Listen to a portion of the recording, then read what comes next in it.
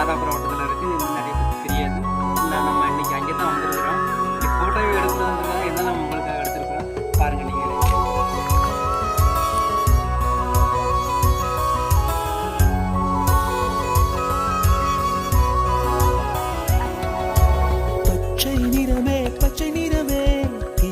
இது பார்த்தீங்கன்னா டேமு எவ்வளோ அழகாக இருக்குது.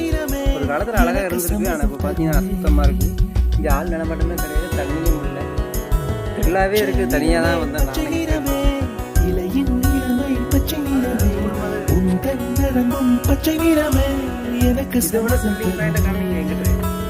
எனக்கு சம்மதம் தருவே, எனக்கு சம்மதம் தருவே.